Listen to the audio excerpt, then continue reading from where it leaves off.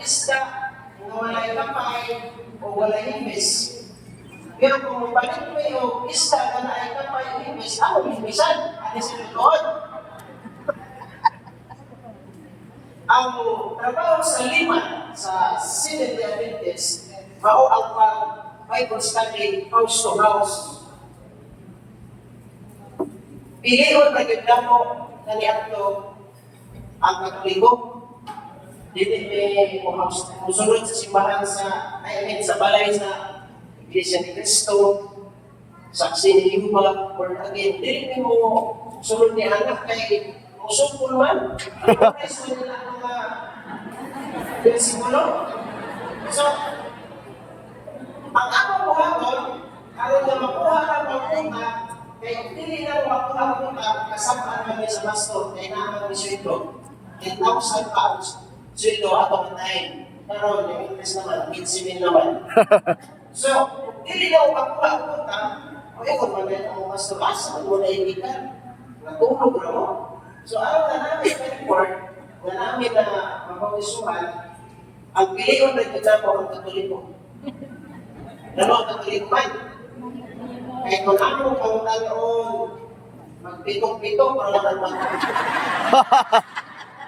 taloon na nanay, brother, sister, kinsa man ang nabuhan sa ata. Si Moises daw, di na ba si Moises? Mauna na, Katoliko na gina mong piliyon. Kaya, mag-iyaw-iyaw dali, dikit kayo imuhon na sa balista ang Katoliko. Dali kayo, naamit strategy na.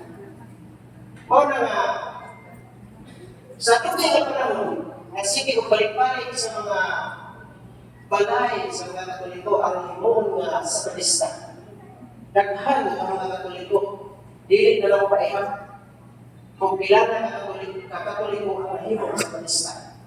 No? Ang anak, so, gani niya ito, last year, 2024,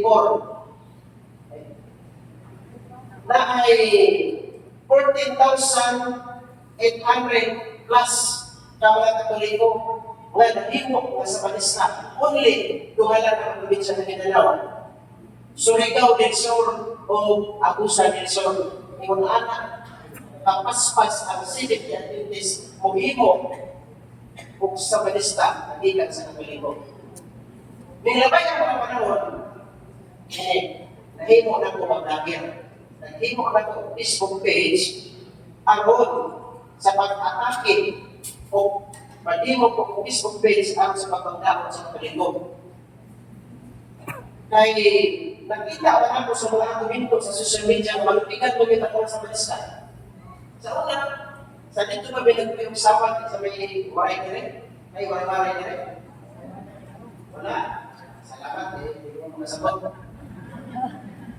Sa dito ba buyo sa saman ang lisod kayo dito, mas lisod dito ang mga Katoliko rito, lisod kayo kumuhon nga sa balista. Ibuti kayo sa dito. Pag-lisod yung kuha o puta dito, mga nga, hindi sa Mindanao, dali na kayo kumuhon nga sa balista ang mga Katoliko. Ang ibang nagbilang kanya ito, ang mga Katoliko, wala yan ako sa Biblia. Pero pag-abot sa social media, diin akong nakita nga ang naghan ang ibang Katolik na active kayo sa Biblia. O nag-iwa ko Facebook page, nabalit ko ang mga libro sa Katoliko, aron na mangita ko sa iyo. Bago na lang trabaho, pare Catholic Defender, bisan pa dahil ang Santo Papa. Isa na yung anak sa Padre Darwin. Kanang ang Padre Darwin mga dirigurats, ingnon ako na sa akong vlog. Makita ba yun ang kumano ninyo? Ako naging ingnon na sa manilang pare. Kanang inyong i-deliverance, dili ba na tinuod nga sudlan sa Datal Espiritu, ibang kabuhi naman na. Mawala ka ang content. Aron sa pag-dakot sa mga Katoliko. Kaya naamangod sa mentality sa mga sakalista nga ang Santo Papa mao ang marka sa 666 nga mao ang makita sa Manila. Bisan pag maghimo ang mga Katoliko o kanang Unitarian, bisan pag maghatag ugas, maghatag og kwarta, kahit sa mga silingan. Pero ang nasa sa mga unang sa mga Protestante, impir na muna ang ng Katoliko. Yun na may isang tingin, yan ay isang kakanay o dagyan, nga taga-Davao. I-challenge niya ang pastor, ingon siya, Pastor, pwede nga magtayo lang ta 8 hours. Magutana ko sa inyo within 8 hours o magutana ko sa inyo within 8 hours. Ako sabihin, message, tingnan ko.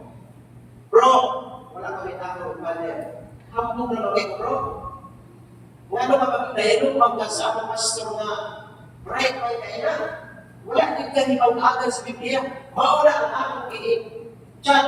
I-message na ko ako sa kaparin. Nga nakang sa Davao. Diing na ko siya, hambog na kailan. Nga naman mag-challenge magkasama pastor nga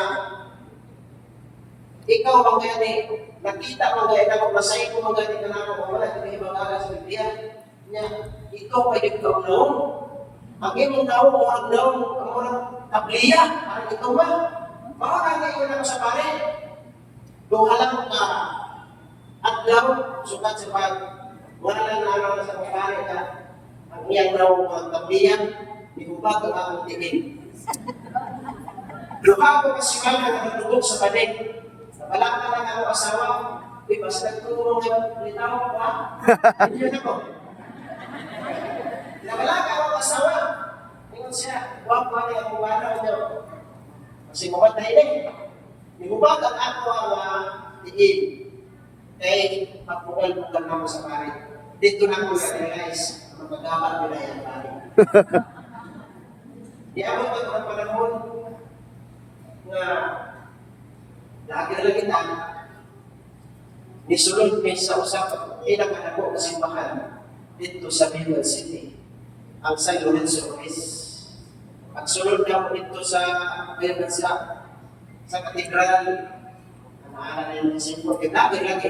Sikat pa, parang nag-nervyos. Guys! Hindi ka dili guys! Pagsulod mo yung naman dito sa tubangan na may itong angkin bitaw niya ay kulimutir. Ako po din yung may hukay. Yung may hukay na ko.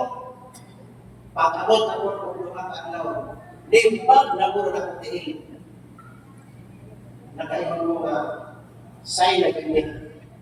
Mga magkatuliko na ganyan. Kaya ang gaba na mag-iw. Naitawag na po dito sa mga pare na ngayon sulit siya sa kalawang ng Deo.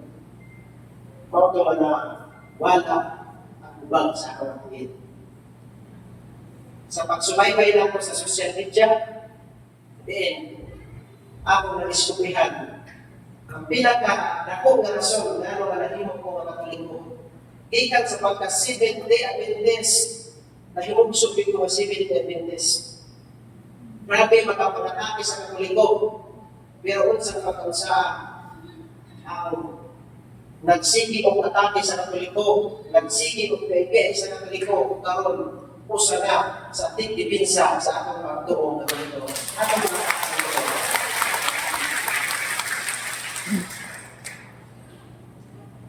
Pagkulang ni atong Pebrero 8, last month, nabunyagan ko isip usap ka Katoliko. Pagkana mo kasi ng kanya, si Padre Darwin, iatuan ko sa Bicol City, iya kong ibunyagan. Ikaw siya, bro, ang pare na imong IBI, ang pare na imong birthday kinadamo, mao ang bunyag ka nimo. Grabe ka, malipayon kayo, nga nahimok ko nga Katoliko, pero ang akong pamilya, grabe ka subok tayo. Bilang kapulan na wala ako mag-iso, wala akong itingong sa buwan. Kay Ingon ba sila? Iyon sa mga kaikat, pagpanalo sa mga hindanan. Di ba, pinapuli sila pa sa mga kaumanan. Bisan kaya ang kinikatan,